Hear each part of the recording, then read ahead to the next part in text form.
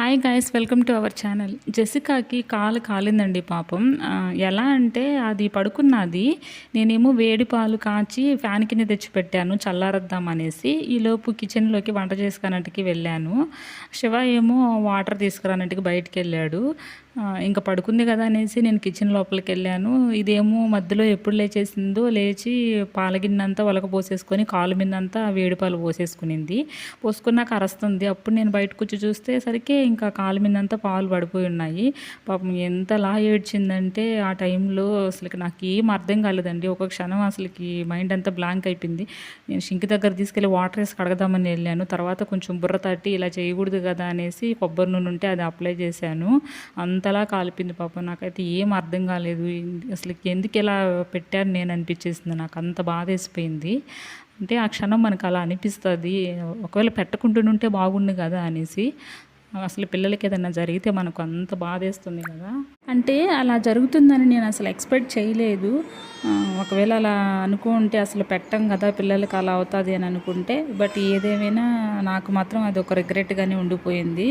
And ఇంకోటి ఏంటంటే జెసికాకి కళ్ళల్లో దుమ్ము పడటం వల్ల ఏమో తెలియదు కానీ కళ్ళంతా ఇన్ఫెక్షన్ లాగా వచ్చేసిందన్నమాట 2 కళ్ళకి. అది నార్మల్గా నా దగ్గర ఒక ఐ డ్రాప్స్ ఉంటే నేను అది వేస్తూ ఉన్నాను. 2 డేస్ వేశాను, అయినప్పటికీ తగ్గలేదు.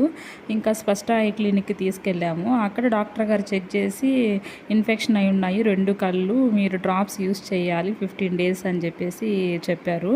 సో ఇంకా అదొకటి తనకి ఇంక తీసుకొచ్చి డ్రాప్స్ యూస్ చేయడము, మళ్ళీ వెంటనే ఇది జరగడము, మళ్ళీ కోల్డ్, ఇలా ఒకదాని వెంబట ఒకటి అన్నీ రావడం వల్ల ఏంటంటే పాపం జెసికా టోటల్గా సిక్ అయిపోయింది.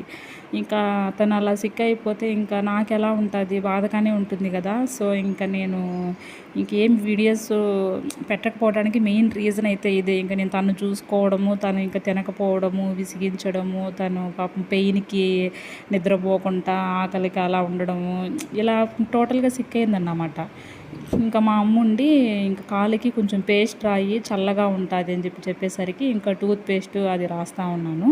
ఇక్కడ నేను డైలీ ఒక న్యూట్రిషన్ మిల్క్ షేక్ చేస్తానన్నమాట మార్నింగ్ టిఫిన్ టైంకి. అది తాపిస్తాను జెసికాకి.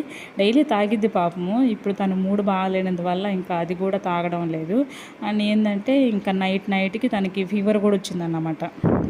అంటే ఆ పెయిన్ వల్ల తనకి ఫీవర్ వచ్చేసింది. ఇంకా ఫీవర్ రావడము, నోరంతా పొంగిపోవడము, ఇంకా తను ఏది తినలేకపోతూ ఉంది. పాపం బాగా సిక్ అయిపోయింది.